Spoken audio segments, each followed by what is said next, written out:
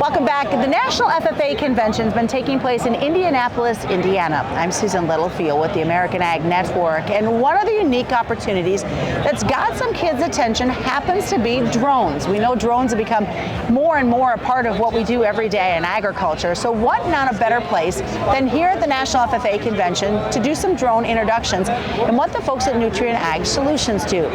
Thaddeus Bates joins us now. Let's talk about these drones that you guys have. I mean, you see kids coming up, they look at it, I think some are shocked at how big they are. They are. We work in all aspects and sizes of drones. We have everything from what we call pocket drones to 55 pounds and over. We've been working with drones now for about 20 years overall.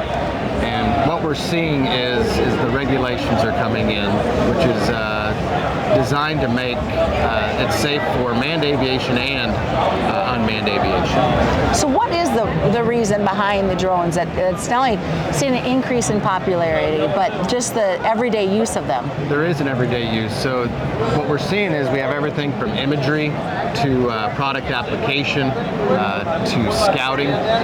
So what I look at when it comes to drones is how is it going to give me more knowledge? How is it going to either give me more time, or how is it going to give me more money? So that's the filter I use, the KTM. So what we have to look at is that we're not going to buy any more time. How can we be more efficient with our time? Right. So that's what we typically do. Instead of putting boots on the ground, we can get to the north end, to the south end, to the east and the west. Identify areas of the fields that are in great shape, but more importantly, identify the fields that aren't, so we can actually go get boots on the ground in those areas to understand what the challenges are. So for you guys in Nutrien, how do you utilize them within the company? So we actually I'm working through about 3 different business cases, and our heavy hitters right now are out in the west, in California, on the coast, and in the Central Valley. They're making a lot of application with it. That's probably the quickest scaling part of the industry, so we're going to be seeing them scale up potentially another 50 to another 100 drones over the next two years. So very useful tool. Growers are asking for this type of application, is why we're growing to meet the need. So how do you see it changing, like in the next 10 to 15 years, if the popularity is already here now? So we're going to advance in technology, and quite honestly, we have to continue to educate. Right now we have more applicators, ground rig applicators, than we do have pilots. So many people don't know you can buy these right off the shelf. However, when you get into the industry that we're in, you are regulated by the Federal Aviation Administration, not to be confused with the FFA of where we're at. So, I love it. We are actually under the same protocols and procedures as manned aviation. They lifted and shifted the rule book right over to drones. So it's very, very important, because what we want to do is make sure that the space that we're operating in the unmanned is not the space that they're operating in the manned aviation. We do not want them to interact. So what are some ways that you guys are prepping for what you're going to see Nutrien's role with drone aviation? So as the industry advances, things that we're looking at is not just in the field. So if you look at Nutrien as a whole, we have mines, we have forestry, there's lots of different business units that's using this, and the tougher acre is where this really applies in the Midwest and into the South, where we don't want to put our ever increasing property of sprayers. They reach $750,000 to $1 million now, and $1 million rig is not something we want to see running around in a 20-acre round patch. So is this in some ways going to become the new thing, autonomous farming? So it's going to be part of it. It's going to be a tool for the toolbox. Do I see it taking over for the manned sprayer? I don't. I think it's a complement too. We had the opportunity this past week to work with John Deere and have some of their autonomous equipment running at the Innovation Farm in Champaign.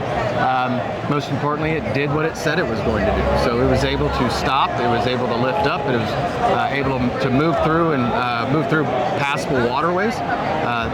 The industry is improving, we're just trying to grow with it. And I think that's what's so cool about your Innovation Farm, is it lets you take real world, but more in an area that you guys can control per se. You hit it. It's the real world. At the end of the day, we can generate whatever data we want in a controlled environment. What we want to experience is what the growers are experiencing. So what weather patterns, and this is a great example this year. We were set up really well. All the crop walks went out, said we're going to have the largest crop yield ever going into June, July. What happened to us? Mother Nature turned the water off. So we were set up perfectly, set to have a national average of 189, and then we went from August 18th to September 28th with a total of a half inch of rain. So Mother Nature, no matter how well you set the table, always carries the biggest hammer. Yeah, she definitely keeps her close eye on it. But I like that this innovation farm, like you said, gives you that real world experience, and then you can share that data on to your customers. Yeah, our primary focus is our proprietary products with LPI and Dynagrow. So what we're hoping to do is make sure when these products that are new, such as Infinity, Titan XC, that we're getting them out there on a scalable, real world environment where our growers can come visit the farm. These aren't exclusive, they aren't shut down, they're not locked down. We want growers there. So this past year we had just over 3,500 attendees.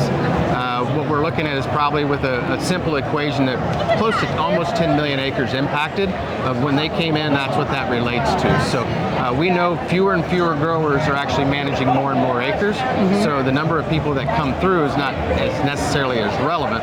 It's the acres that they manage that we need to make sure we're connecting, that they're getting the ROI on those acres. So as we finish up our conversation today, what do you want growers out there to know about the innovation, the precision agriculture, and these drones that you are showcasing here at FFA? Well, I want them to know that Nutrien is staying up to the times with that, trying to meet their needs. Okay. So it's most important that we know that a lot of this technology is going to be, it's here, but how do we make it applicable, and how do we use it, and how do we use it safely, and how does it fit the need of the grower? So the majority of the technology that we see today does what it says it's going to do, but is there a need, and is there a place for it yet in our industry? So we're going to be prepared for it when it does come, and when it does come, we're going to be able to jump and implement. Okay, now I have to ask you, now that we're done with all the formal stuff, yes, what do you like about being a part of the drones of Nutrien Ag Solutions? So I am so thankful for Nutrien Ag Solutions. I truly believe I have the best job at Nutrien Ag Solutions. I get to interact with people. People are my passion. So we get to see so many different groups come in from FFA. We actually had FFA, our student ambassador program, started out of the Innovation Farm in Champaign. This is our third year for it. I want people to know, no matter what part, or no matter what you want to go into, we have it at Nutrien Ag Solutions. We have HR, we have marketing, we have finance, we have safety. Anything that you would you're going to school for, it's applicable to the Nutrien Ag Solutions model. And they can be doing research with drones. Research with drones, we can get, more importantly, get the information that the grower wants in timely fashion. So one final question, which are your favorite drones? You listed all the varieties that you guys use. What's been your favorite so far? So right now, I have a particular one that we don't really fly much anymore. It's an older school model, but right now what we're looking at is the P150, the XAG model, and it's been our workhorse here most recently. All right, thanks for joining us today. Appreciate your time. Thank you. Gotta love it, the way technology and agriculture continues to change on an ever basis. So you gotta follow along with Nutrien Ag Solutions just to see what they're doing to keep you up to speed on what you're doing on your farming operation with the real world innovations that they're using. At the National FFA Convention, I'm Susan Littlefield reporting.